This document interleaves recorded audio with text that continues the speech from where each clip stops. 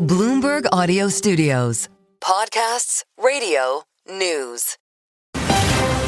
You're listening to the Bloomberg Balance of Power podcast. Catch us live weekdays at noon and 5 p.m. Eastern on Apple CarPlay and Android Auto with the Bloomberg Business app. Listen on demand wherever you get your podcasts or watch us live on YouTube. Thank you for joining us on the Tuesday edition on Bloomberg TV and radio, streaming live now on YouTube as well and on Bloomberg Originals. If you're in the car, find us on Sirius XM channel 121. As the president prepares to leave the bubble, yes, a little bit later on today, he's got a couple hours still, they'll gas up the jet, and the president will fly to Pennsylvania. This may sound familiar to talk affordability. It's almost like we're back in the Biden administration at this moment as the administration tries to frame its economic plans in a way that not everyone seems to be feeling or is borne out in the data. President Trump sat for an extended interview with Politico and was asked by Dasha Burns about the issue. Here's how that went. I do want to talk about the economy, sir, here at home. And I wonder what grade you would give A plus. A plus. Yeah, A plus, plus, plus, plus, plus. The word affordability. I inherited a mess. I inherited a total mess. Prices were at an all-time high when I came in. Prices are coming down substantially. To our count, that was 5 pluses as the president rates his economy at the end of year one. Now on his way to Mount Pocono, Pennsylvania, he'll be speaking after the bell to a crowd of supporters. And of course, we've seen the president outperform on the stump, and he tends to do better in polling when he is out in front of people. So it's on now. This is going to be the beginning of a bit of a roadshow, and that's where we start our conversation with Bloomberg Washington correspondent Tyler Kendall's with me here at the desk in our Washington bureau. Tyler, this is straight out of the Biden playbook, even going back to knock around near his old hometown in Pennsylvania. Right, exactly. And this idea that officials have to thread the needle between saying that the economy is doing well when polling and data is showing us that Americans don't feel that way. And there's 2 statistics that I pulled for our conversation today that I think put it into context. One is our Harris poll conducted for Bloomberg News back in October that found that 55% of employed Americans are concerned that they're going to lose their job. And then pair that with the most recent consumer sentiment reading, which is improving. Friday's numbers from the University of Michigan showing that it rose for the first time in 5 months. It's still hovering near those record lows. So we know that the White House really wants to try to recapture this narrative when it comes to higher prices, any signs of a slowing labor market. And this marks the first big domestic policy speech that we've seen from President Trump since November, when Republicans really were handed that slew of election losses over the issue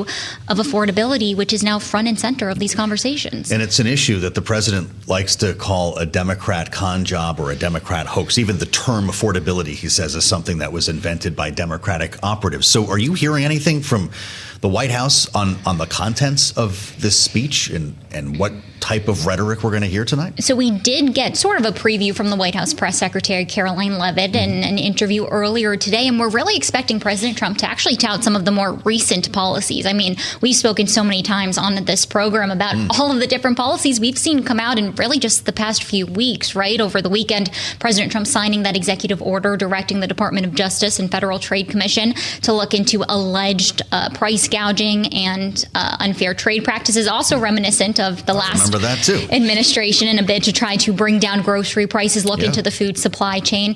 Other things such as the recent relief we've seen for American farmers. We played the sound from the Politico interview where President Trump did mention those exemptions for some agricultural tariff products. He didn't rule out additional carve-outs, but then it will be interesting to see how he frames some of the things that haven't quite come to fruition, such as his idea for tariff rebate revenue checks, which is something that we know that he's really put. Is that real, Tyler, or are we just talking about it? Well, we know that it's something that very likely is going to need Congress's approval, right? Power of the purse. We've heard some administration officials. I was in an event last month with the Deputy White House Chief of Staff who said that they would look into potentially a way to do this without Congress, but that seems to be a little bit of a stretch at the moment. But I'll bring up Congress, Joe, because as you've been following, of course, the affordability issue that could really come to a head for this president as we head into the end of the year is going to be health care. And at the moment, that is squarely on Capitol Hill's shoulders, Yes. and we haven't really seen Republicans coalesce around a plan for those expiring Affordable Care Act premium tax Coming to a head or a cliff, as Democrats would tell you. The president continuing his refrain in this interview, just send the money to people, let them go to the insurance companies. But there's no evidence that that would help to lower premiums, is there? Right. So it seems like President Trump is coalescing around a plan that we've really said that we had our eyes on for a while here. Yeah. Likely from Senator Bill Cassidy, Republican from Louisiana, leads the HELP committee. He wants to see more money going into health savings accounts. This would be a bid to encourage Americans to try to get into plans that have lower premiums but higher deductibles, with the idea that if they have more money in their HSAs, then they can afford higher out-of-pocket costs. But as you're saying, we really have to see how this actually threads the needle to lower prices for Americans down the line. And really, the deadline is coming up in a matter of days that millions of Americans could see their costs spike related to healthcare if at least an extension doesn't get done. So Republicans could potentially hammer out a different sort of deal. Again, in that Politico interview, President Trump didn't rule out an extension on these ACA tax credits, but it's very clear that he wants to see a different plan. Yeah, so it's interesting to see Bill Cassidy teaming up with Mike Crapo here, Finance Committee Chair, because John Thune needs to pick something, right? They're going to vote on Thursday on a Democratic plan. The question is, will there be a Republican answer? Right, and he seemed to lend his support to this idea. I mean, as you're mentioning, this is the vote that Democrats wanted to see. This is how we reopened the government. We're going to get deja vu all over again. Back. But it doesn't really feel like there's any sense that that plan, it's a 3-year so-called clean extension. They're not going to put into effect any sort of structural changes like income caps or anti-fraud provisions that Republicans want to see, that's really going to ultimately get over the finish line. So then that leaves with the ball really in Republicans' courts on what's going to happen. Though worth mentioning, there are some Republicans we have our eyes on, like Josh Hawley, who hasn't said that he would support the Democrats' plan, but says that he wants to support something. It's not a good look for Republicans. He says if they don't put something a little bit more concrete on the table. Tyler, thank you so much. Reporting here in Washington, our Washington correspondent, Bloomberg's Tyler Kendall, with the latest from the White House and from Capitol Hill, both ends of Pennsylvania Avenue, trying to manage this healthcare issue as we speak, not to mention what is happening in Ukraine and throughout Europe right now. President Trump has been speaking quite a bit about this recently, with a new security plan and a new peace proposal for Ukraine.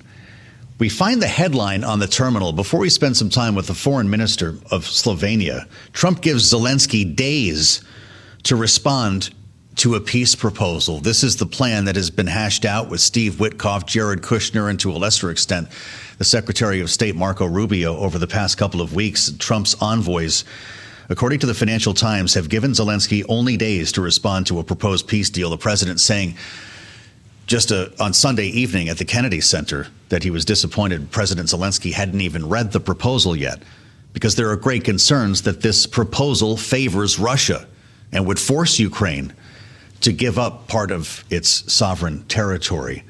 Bigger questions about President Trump's view of our allies in Europe. He was asked about this in his sit-down interview with Politico. Listen. I think they're weak, but I also think that they want to be so politically correct. I think they don't know what to do. Europe doesn't know what to do. They don't know what to do on trade either. I mean, I look at a lot of the trade situation that's going on over there. It's a little bit dangerous. That's where we start our conversation with the Minister of Foreign and European Affairs, the Republic of Slovenia. Tanya Fajon with us live from World Headquarters in New York. Minister, welcome to Bloomberg TV and radio. It's great to have you with us as part of our conversation. We'll start broadly here in the president's remarks about Europe. Is he missing something that you wish he knew? First, thank you for inviting me. We just held a very good discussion in the Security Council on Ukraine, which was at points quite emotional. And rightly so. We are observing the 4th year of brutal Russian aggression in Ukraine, with a lot of civilian deaths, a lot of children deaths, destroyed energy infrastructure, and severe violations of international law and the UN Charter. So everyone, including Ukrainians, want to see just and lasting peace. And everyone in the Security Council, 14 countries, are permanently calling for an immediate and unconditional ceasefire.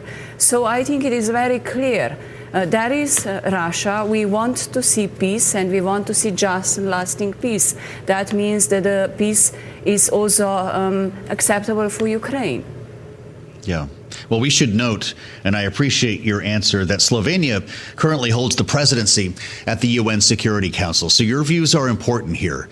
Do you worry that this plan on the table now favors Russia and would hurt Ukraine and therefore the rest of Europe? I mean, the negotiations are ongoing, and I, of course, commend the U.S. administration, Trump, and everyone involved, because it is good that there is a time also for diplomacy, for searching for political solution instead of a military one. Of course, first is, as I said before, immediate and urgent ceasefire needed, and then meaningful negotiations.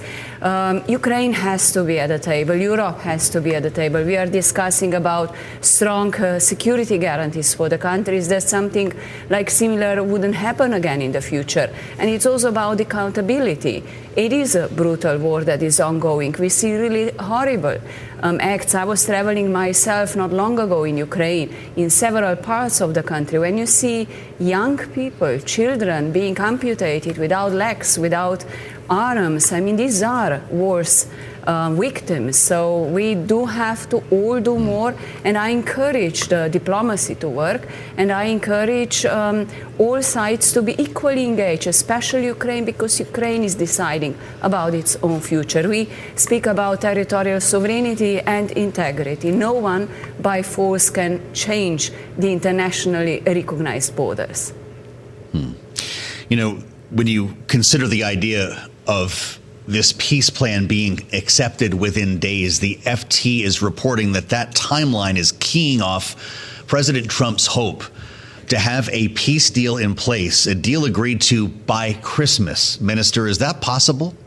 I mean, I wish to see that it is possible. I think we all wish to see just and lasting peace for Ukraine and a peace agreement. But this is a question mostly for those that are sitting at the table. I speak mostly here about President Zelensky.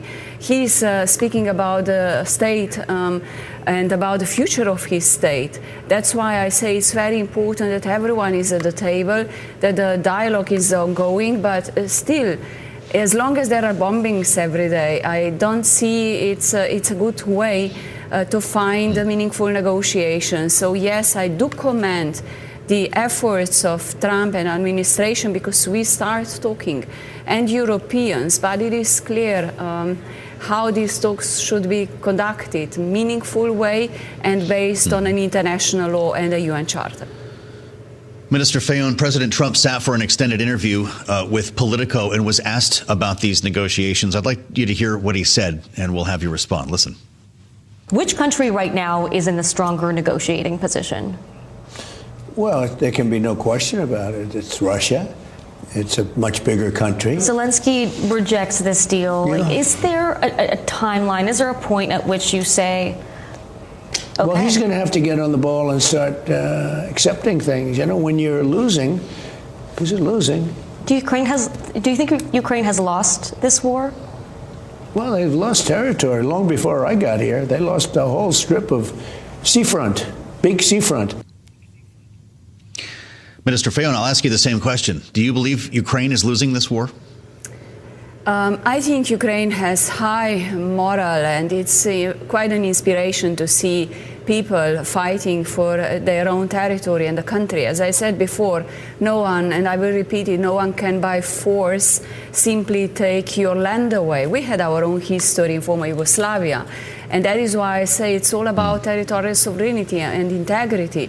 If there is meaningful negotiations after the ceasefire, it has to be respected and negotiated. So I do hope that the presidents, Putin, Zelensky, Trump, will sit down and find a solution that is acceptable for peace, for security, and for the future of Ukraine. Well, you remind us, Europeans have long memories. And I wonder, even if we have a peace deal with signatures on the table and a security guarantee, does history suggest you can trust Vladimir Putin with a deal? I mean, we are this year in 80th year of anniversary of United Nations. 80 years ago, our leaders committed to values of securing collective peace and security for our citizens around the world. I think this is a good moment to reflect ourselves, where is our responsibility, and maybe to recommit to these values. I think we live in times of this terrible geopolitical turbulence with too many armed conflicts in the world, and we need to protect civilians. I think this is our really moral, if nothing else, responsibility. If Volodymyr Zelensky gives up the Donbass, gives up territorial gains that Russia has made, Minister, in our remaining moment, what will that mean for the rest of Europe? You don't expect that I will prejudge the negotiations and the end result. I think this is up to President Zelensky for the talks about what is acceptable and negotiable for Ukraine, that is clearly the victim of this war. I'm really glad you could join us today, and I appreciate your coming to see us at our headquarters in New York, Minister. Thank you. Tanja Fajon, Minister of Foreign and European Affairs, the Republic of Slovenia, in a conversation you will not hear anywhere else today. Stay with us on Balance of Power. We'll have much more coming up after this.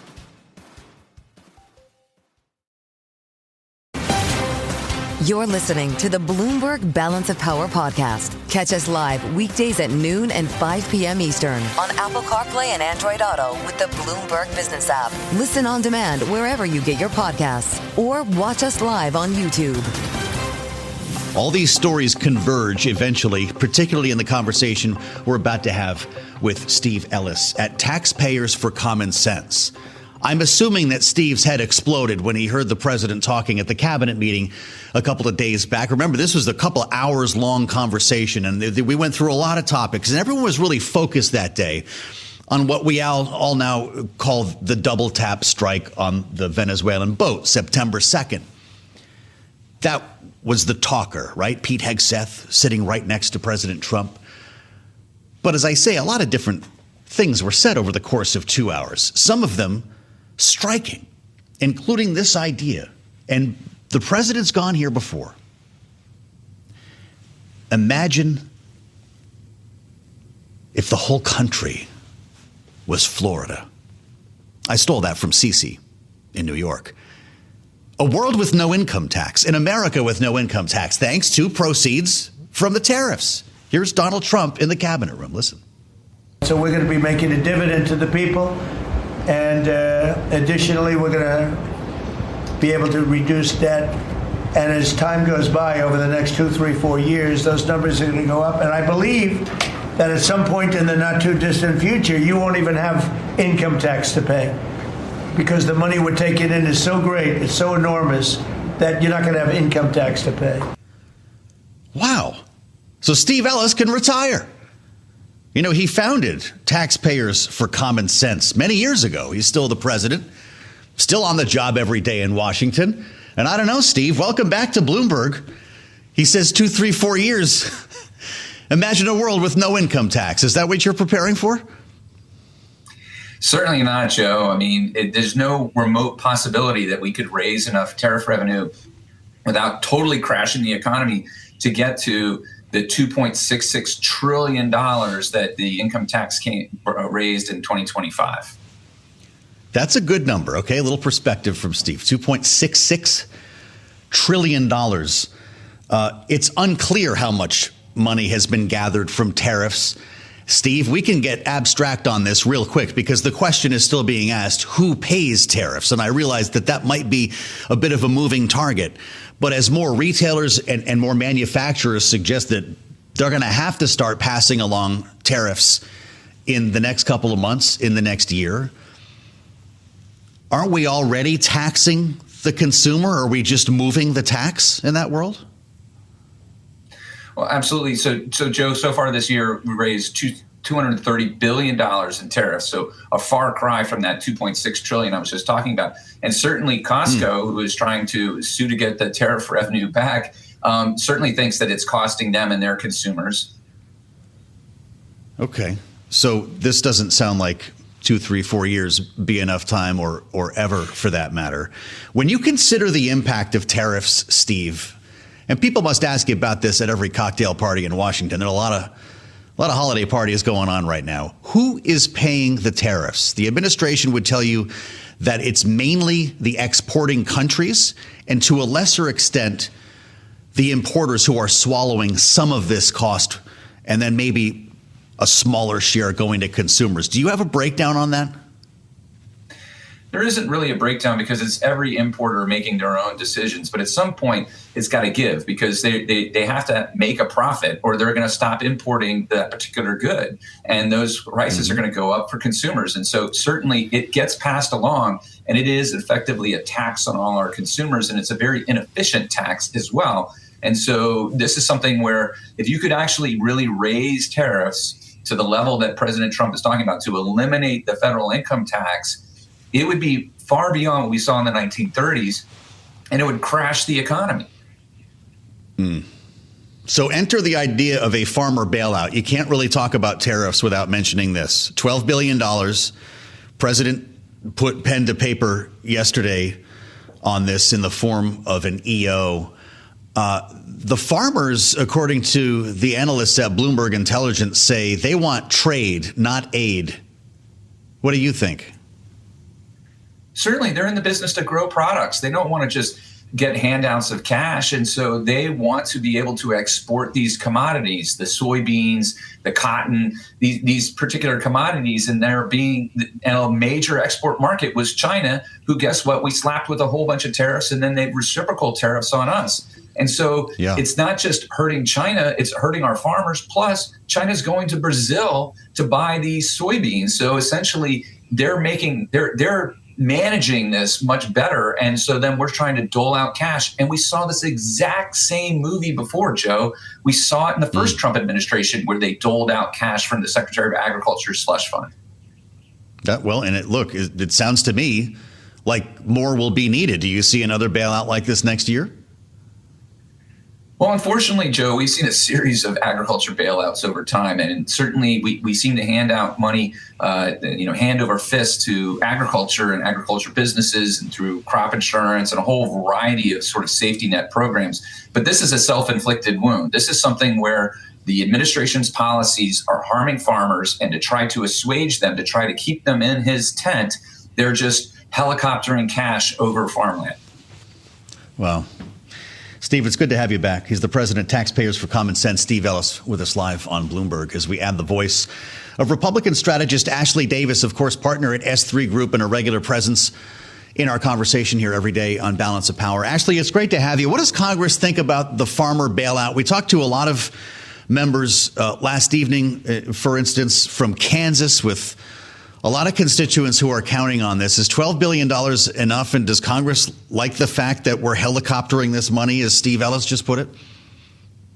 I think you'll have, first of all, hi, Joe. Nice to see you as always. But I think that you'll have both sides of the argument here. I mean, if you look at how this is being paid for, the $12 billion subsidies, it's going to be paid for by the tariff revenue. So there's not going to be any budget issues as in the past in regards to subsidies or tax credits or anything else that the farmers have received over the years. So the budget hawks, the people that want to get rid of the deficit, especially on the right, the more conservative members, and the left as well, will be happy that this isn't any type of new appropriations money, so to speak.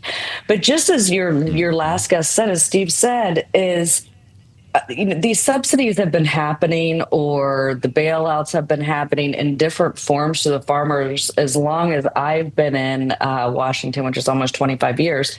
I do think that obviously the farmers are the bread and butter of our country. We want to make sure to support them.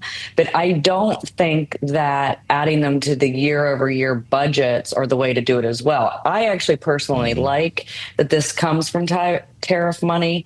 This is kind of a bridge, so to speak, hopefully to get us back on track.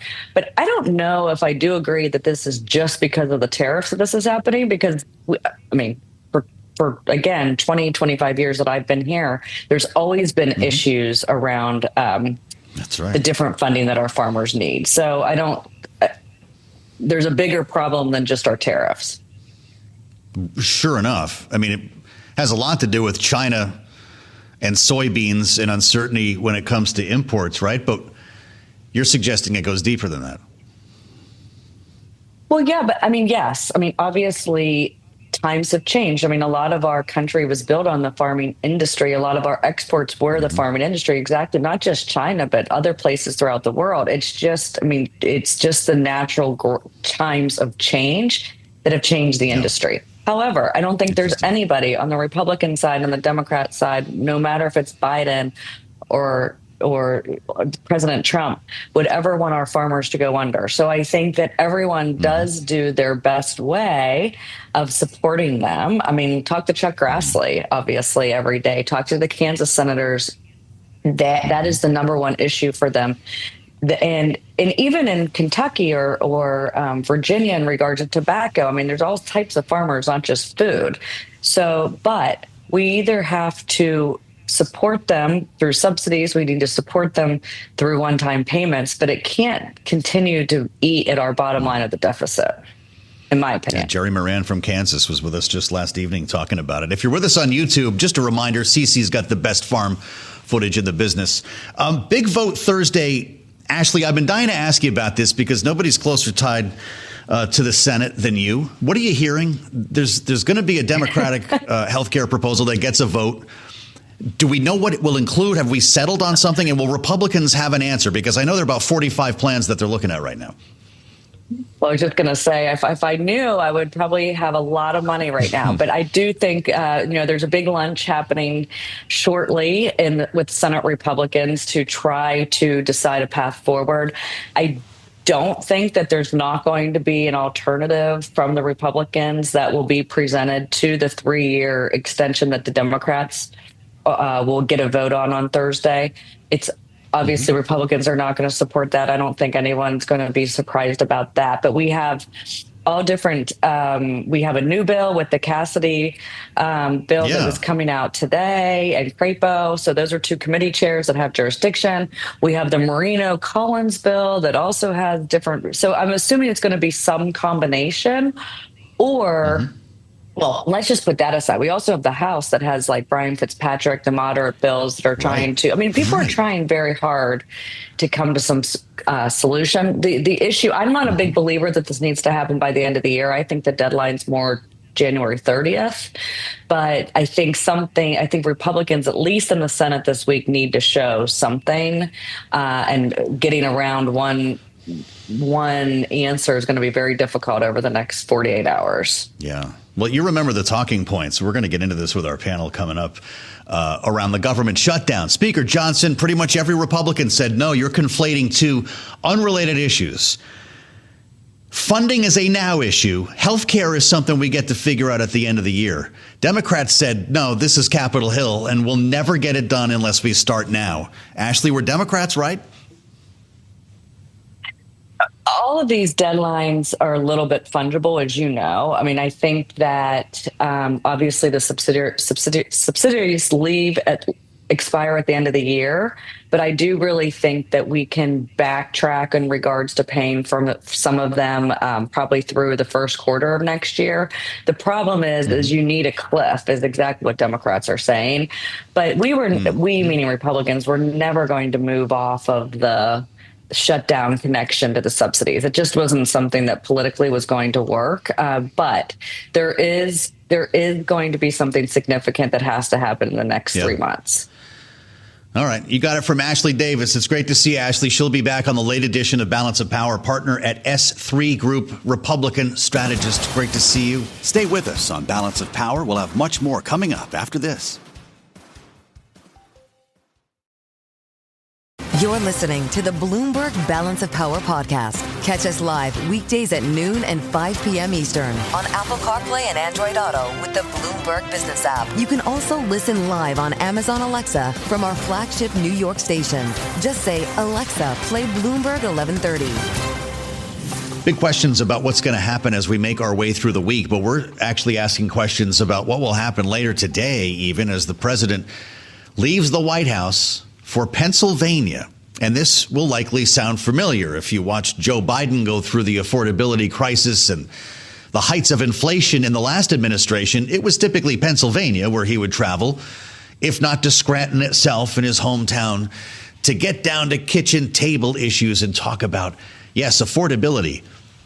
a term and a concept the president likes to call a Democrat con job. So squaring these two ideas could be interesting when he stands before thousands later on, making his way to Mount Pocono after a Christmas party at the vice president's residence. The president was asked just yesterday about this idea of affordability as a hoax or a con job when he sat down to talk about a farmer bailout in the cabinet room at the White House. Listen. You can call it affordability or anything you want, but the Democrats caused the affordability problem. I think the prices are going to be going down already. I mean, the prices are way down. We brought prices way down from what it was. We inherited high prices. Inflation is essentially gone.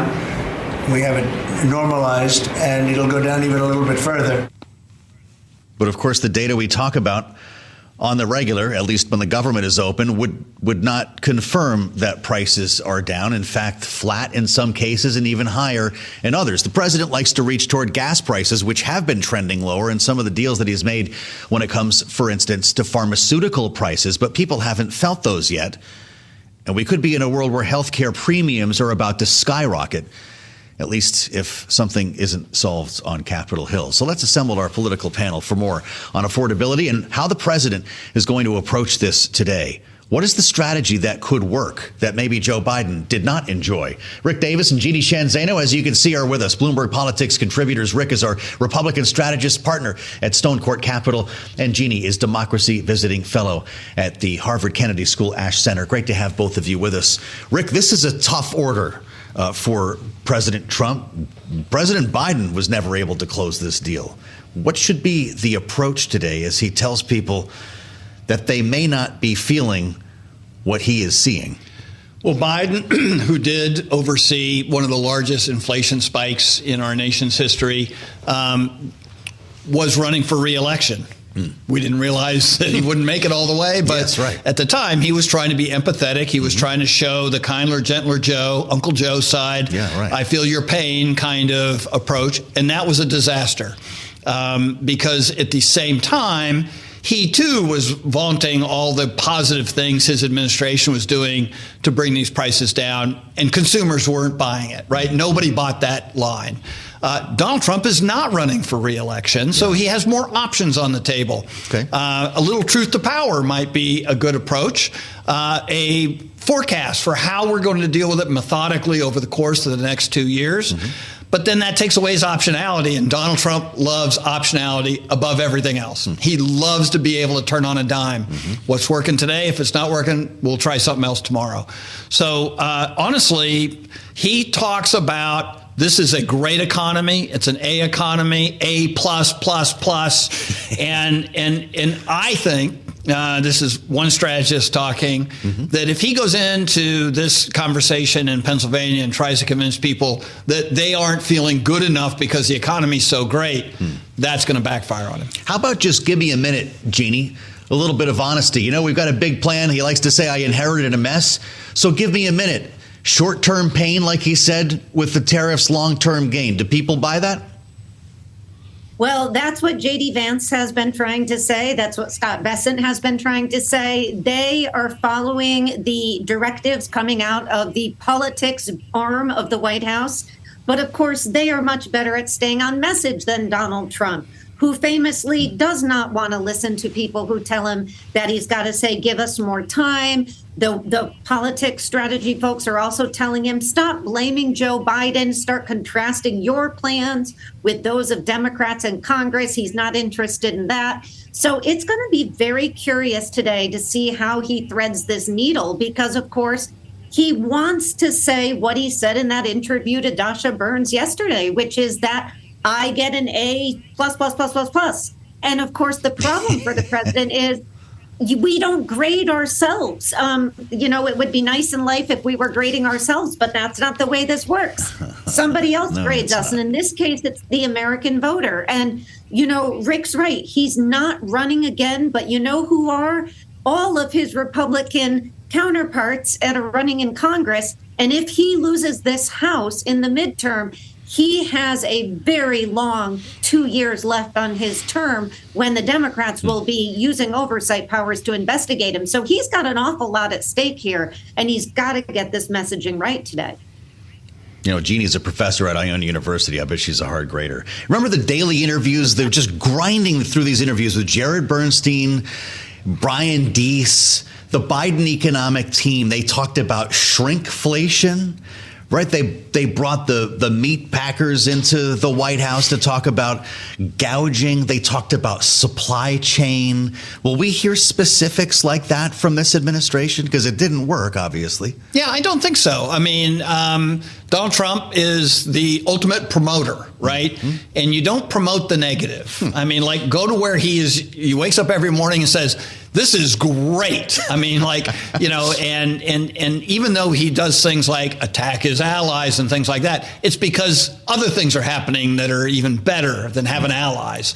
And so I doubt if he's going to go after sectors, unless there's something specific he's trying to get from that sector that he's trying to do. And remember, Jimmy Carter, who I'm old enough to sadly remember the high cost of power, and he said, put on a sweater and turn down your thermostat. Well, that went over well. Yeah, right. And so there's no evidence that having this sort of serious conversation with consumers is any more effective than being the grand promoter and saying everything's fine. So I just think he's going to be who he is, right? Whether we like it or not, Donald Trump is the cheerleader in chief of the United States of America and our economy. And more, he's even realizing it's his economy. So if it's bad, it's Biden. If it's good, it's me. Sure. A year from now, it'll be all me because it'll all be good. Yeah, well, it's tough to get out of the bubble sometimes when you're the president, Jeannie. He's going to be standing in front of throngs of supporters, right? They're probably waiting in line right now. He'll hear the cheering and the USA chants. He'll probably figure that this is working out pretty well, won't he? Yeah, and that's the problem, right? And we saw it with Biden. We're seeing it with Trump. Incumbency is a benefit, but it's also a drawback. You are in the bubble of the White House. In this case, he hasn't spent a lot of time on the road. It's one of the very few excursions he's taken out on the road because his numbers on the economy are dropping so fast, and it's such a problem for him. And yeah, people will be waiting out in the cold and they will be cheering for him, but nothing changes the numbers or how people are feeling. And that's the problem he has to contend with. And there's no easy way to contend with it except to say, I've got a plan, and if you hold on and wait, it's going to be coming. But that's not what people want to hear. And of course, that means he's going to go out there and probably bolster what he's done and blame the problems on Joe Biden, which, by the way, is just what he's been doing. The only difference here is he's going to do it in Macomb County. And, you know, this is a county that matters. And I think it's a sign how concerned he is about the midterm, that this is one of the counties that straddles two districts, two of the few in the country that are up for grabs in the midterms. And he is desperate to hold on to the House as we go into the midterm. Would you send the boss to Pennsylvania, and where should he go from here if this is the road show? You know, I'm not sure I would go to Pennsylvania. I mean, your point, he's not running for reelection. As Pennsylvania goes, so does the country, but he's not on a ballot. Yeah. And he's inviting a week's worth of response from Josh Shapiro, who is running for president. Yeah. And it's almost like handing a Democrat a gift bag from this administration. Yeah. So I think I would find a much more benign state with a Republican governor. Mm-hmm. Everyone's got the same problems. There's nothing unique about Pennsylvania, only its zip codes nearby. Sure. And I think that would be a more effective tool, because then he has a governor who's going to go around that state for a week and talk about how right he is, not how wrong he is. Interesting. And as you're filling out that map in the strategy meeting, Rick, are you adding frontline Republicans who could be at risk in certain districts? Are you trying to target midterm races while you're trying to deliver your own message? Yeah, I mean, look, this is obviously a very skilled political operation around Donald Trump. They've done things that nobody else thought they could accomplish. But I have not seen the gang tackling on administration priorities the way previous administrations have done it. You know, there was a real lack of interest in selling the one big beautiful bill. His signature legislative achievement, arguably for the rest of his term, and nobody went out and really sold it other than the vice president, who it was like an afterthought. And Republicans today grumble about that because they have to go back to their districts and defend it. Right. And they didn't get any high cover from cabinet members or from the president himself. And so I'm not surprised that this is a lone wolf effort. I mean, where's the entire cabinet push out to all these other states, all these other businesses? What events are going to be held in Washington while he's in Pennsylvania, echoing the same message? None. So what do you make of that, Jeannie? Is it because Donald Trump, in our remaining moment, is the only one who can sell it? He is the best salesperson they have, obviously. He's one of the best in the country on both sides of the aisle. But the reality is people have been out. Members of his cabinet are on the air all the time. They are not necessarily going throughout the country. But the problem is they don't have a lot of good news to sell. We are facing a crisis in healthcare. They've got no answer for that. We are facing, a really coming off the heels of a really bad election season for them. Consumers are angry. They're facing Christmas. So, it's got to be Trump that's out there. There's not a lot else they have to offer, and he's got to trumpet this. Yeah. Well, we'll see how many dolls we can afford this Christmas. Jeannie Shanzano and Rick Davis, the best we have. Many thanks to our panel. Coming up, our conversation with Senator Pete Ricketts, the Republican from Nebraska, weighing in on all the issues we're talking about today, only on Bloomberg. Stay with us on Balance of Power. We'll have much more coming up after this. You're listening to the Bloomberg Balance of Power podcast. Catch us live weekdays at noon and 5 p.m. Eastern on Apple CarPlay and Android Auto with the Bloomberg Business app. You can also listen live on Amazon Alexa from our flagship New York station. Just say, Alexa, play Bloomberg 1130. Covering both ends of Pennsylvania Avenue, and they do collide on this issue of health care as the president prepares to head off to Pennsylvania to talk about affordability. You chose a very smart time to join us because an important lunch directed by the Senate Republican leadership has just wrapped up, and we might be able to start answering some of the questions that we've been asking in our conversation earlier with Rick Davis, Jeannie Shanzano, even earlier with Ashley Davis.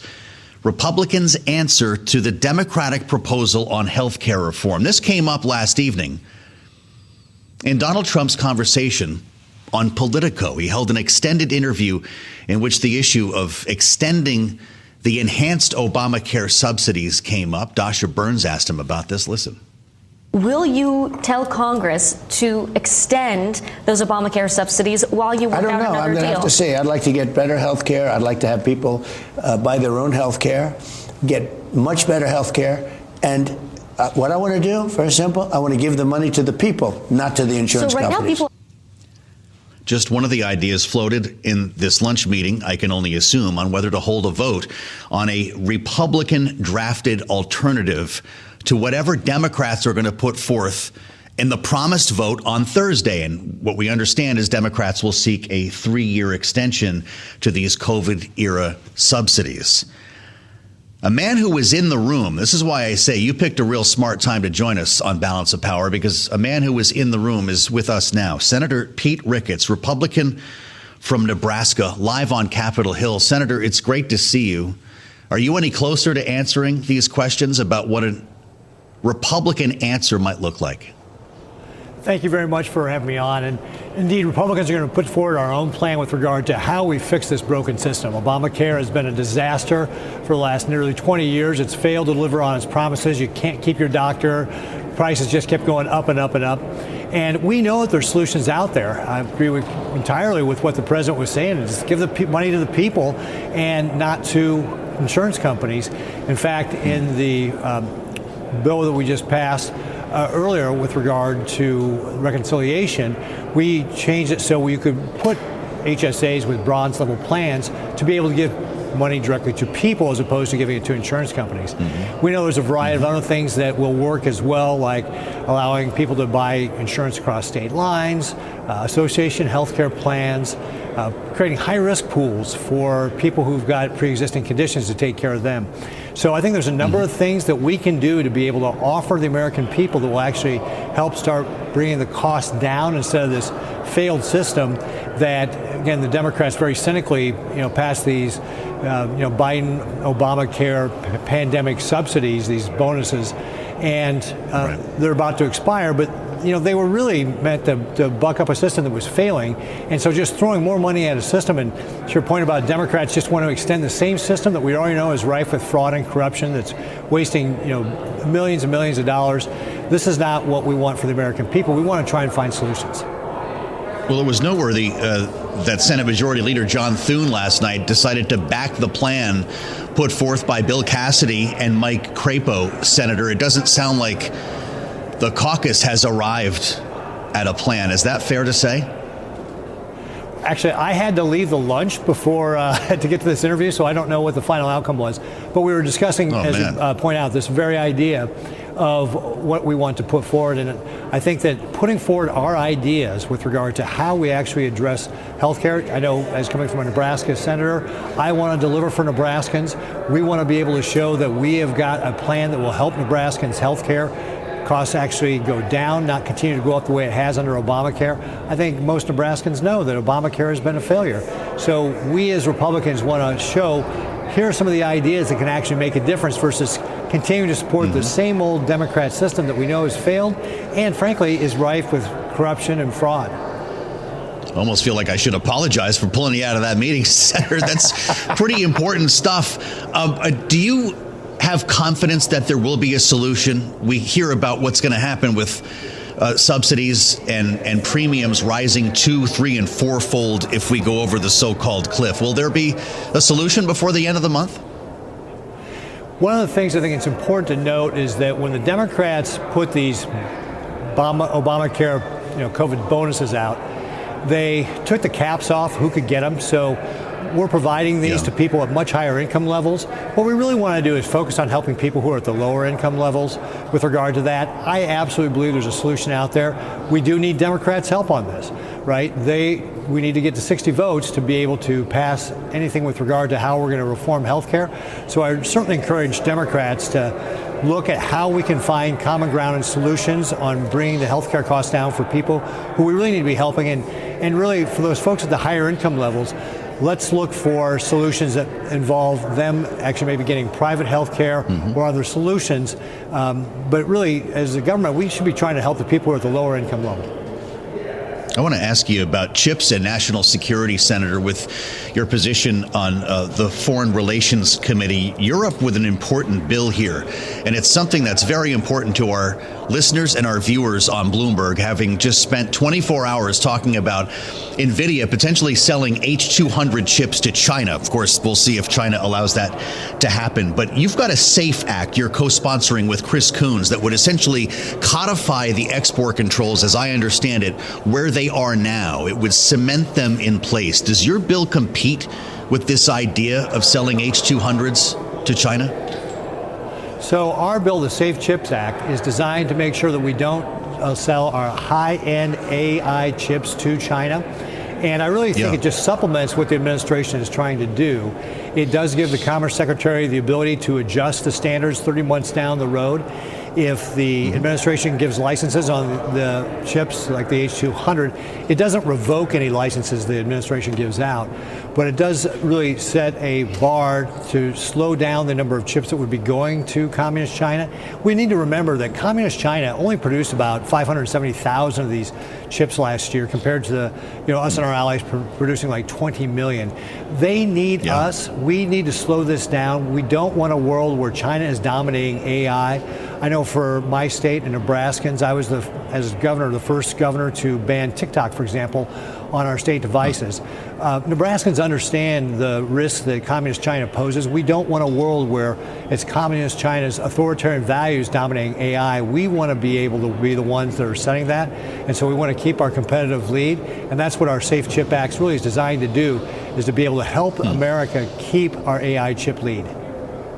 So are you cool with selling H200s to China, Senator, or are we playing with fire here? I think it's dangerous and risky to give China high-end AI chips. I certainly encourage the administration to think about the risks that they're taking when they do this.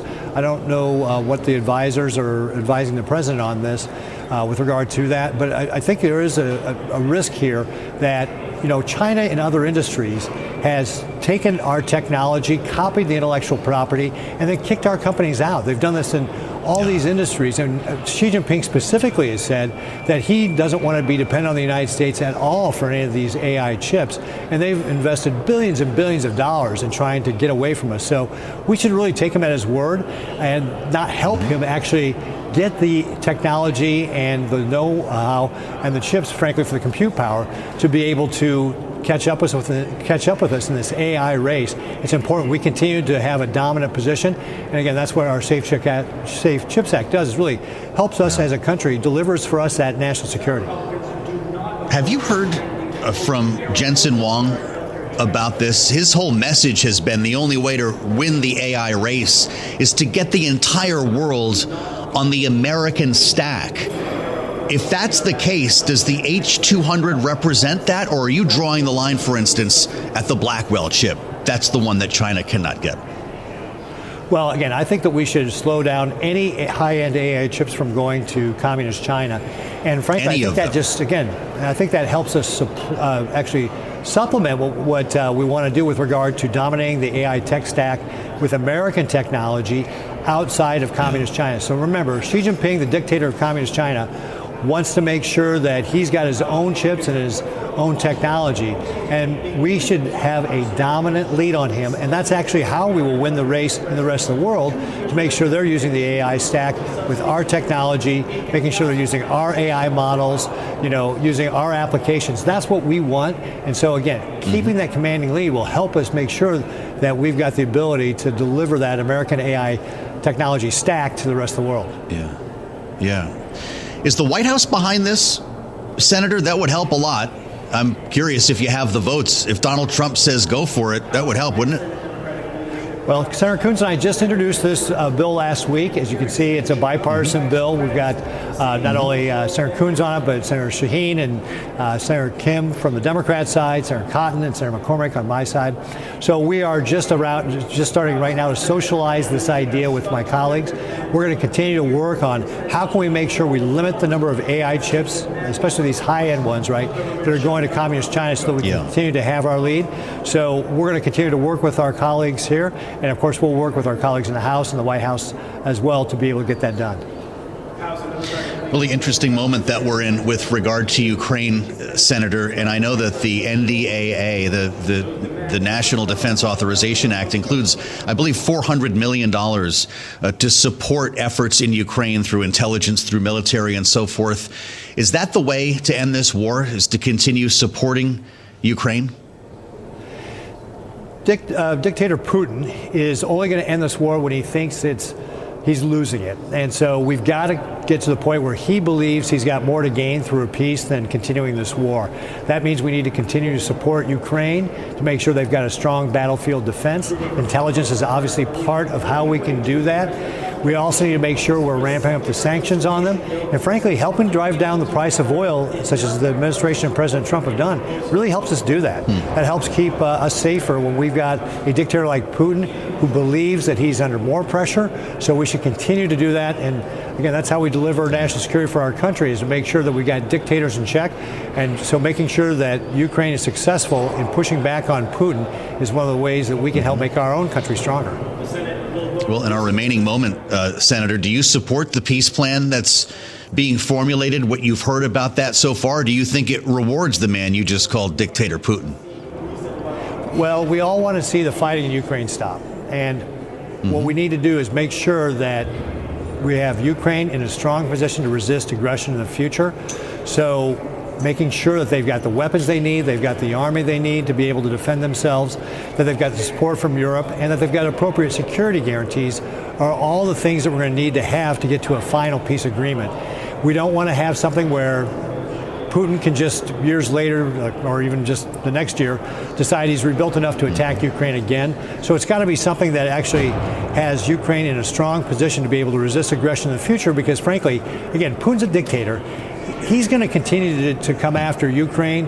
Russia has done this for centuries. This is not something new that Russia has done just in the last, couple of years. So we're going to have to make sure that Ukraine's in a strong position going forward. Well, Senator, I appreciate your time. You've been very generous, and it's good compare notes on a series of topics today. Pete Ricketts, the Republican from Nebraska, with us live from Capitol Hill. Senator, thank you. Thanks for listening to the Balance of Power podcast.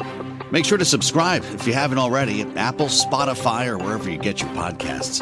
And you can find us live every weekday from Washington, D.C. at noontime Eastern at Bloomberg.com.